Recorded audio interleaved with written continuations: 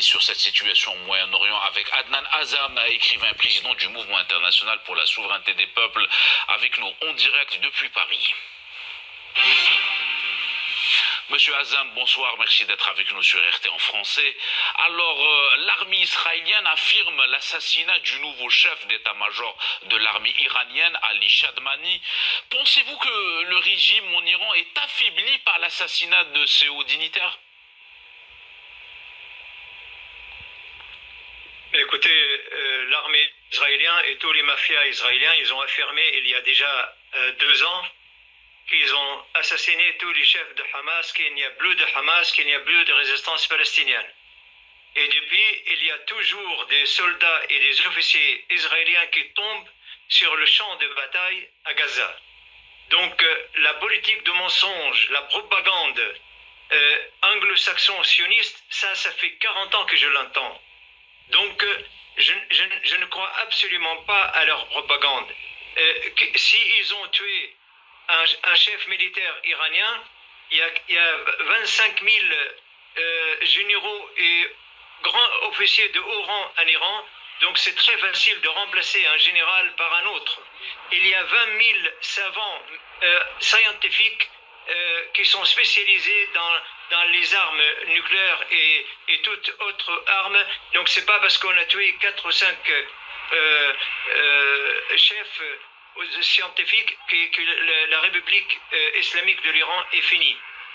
Aujourd'hui, ça c'est un détail, messieurs. Aujourd'hui, ce que nous devons dire, que nous sommes déjà entrés dans la 3e guerre mondiale. Je ne vois pas pourquoi un peuple comme le peuple iranien, le plus ancien peuple du monde, il y a déjà 7000 ans, la grande civilisation perse était là. Pendant ce temps-là, les anglo-saxons et les occidentaux, ils habitaient dans le forêt avec les singes. Et ils connaissaient même pas le savon, et ils savaient même pas comment se laver. Je vois pas dans quel droit on peut pas faire confiance à un vieux peuple comme la Perse de ne pas avoir ses propres armes. C'est comme si vous lancez des roquettes contre votre voisin parce que votre voisin a une jolie maison plus que la vôtre. Oui, donc monsieur Azam, c'est complètement un mafia. Pardon de vous interrompre.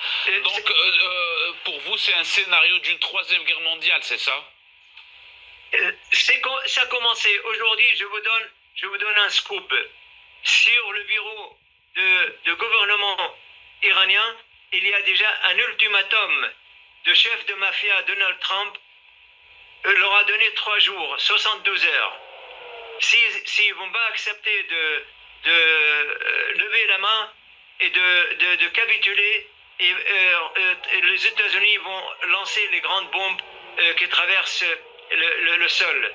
Donc, pour moi, je vous dis très simple, ça fait 300 ans que le monde anglo-saxon, depuis qu'ils ont détruit la royauté en France, depuis qu'ils ont détruit l'église catholique en France, en 1789, c'est eux qui contrôlent le monde.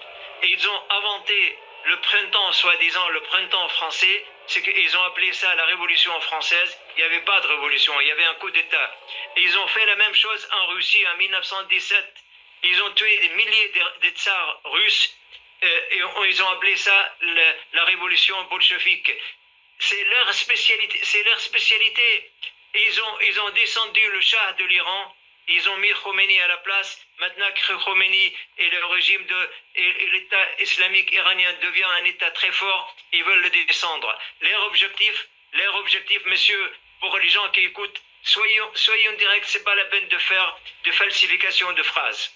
C'est ma spécialité. J'étais en Iran, je connaissais parfaitement cette région du monde. Leur objectif, c'est ce qu'ils disent depuis 10 ans, reformuler le Proche-Orient et le Moyen-Orient. Parce qu'ils veulent absolument contrôler de l'alliance de l'océan Atlantique jusqu'à la Chine. Leur objectif, c'est de faire tomber l'État russe, la Fédération de Russie, et après foncer sur la Chine. Ça, c'est leur objectif. Ils ont fait tomber déjà la Syrie, ils ont fait tomber l'Irak, ils ont fait tomber l'Égypte, et il reste l'Iran et la Russie pour foncer sur la Chine. Donc on peut pas continuer à croire à leurs mensonges. C'est absolument absurde et je ne peux pas comprendre pourquoi la Russie et les autres pays dans le monde, ils restent... on ne connaît pas la mentalité occidentale. La mentalité occidentale, ils ne connaissent absolument pas la douceur et la gentillesse et le dialogue. Pour eux, c'est foncer, casser, occuper, voler, piller. Ça, c'est depuis 300 ans, ils font ça avec le monde entier. Monsieur Azam, en parlant de la Russie essaie de jouer un rôle de médiateur dans ce conflit. Le rôle de la Russie, c'est pas être un médiateur. Le rôle de la Russie, c'est être un protecteur.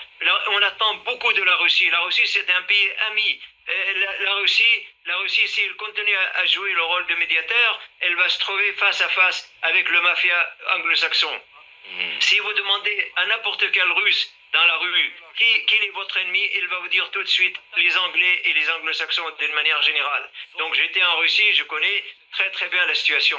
Aujourd'hui, l'Iran, c'est un pays qui se défend.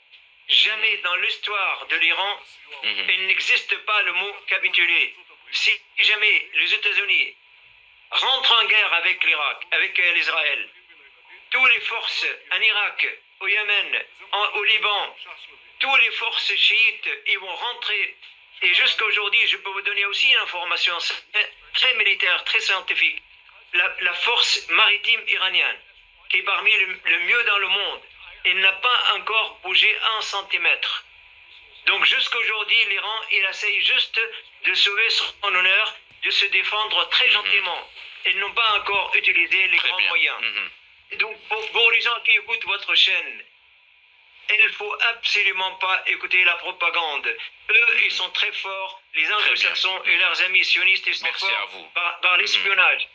Excusez-moi, monsieur Azam, on manque de temps. Mais merci à vous pour votre décryptage. Je rappelle que vous êtes le président du Mouvement international pour la souveraineté des peuples. Vous étiez avec nous en direct depuis Paris. Merci à vous pour votre analyse.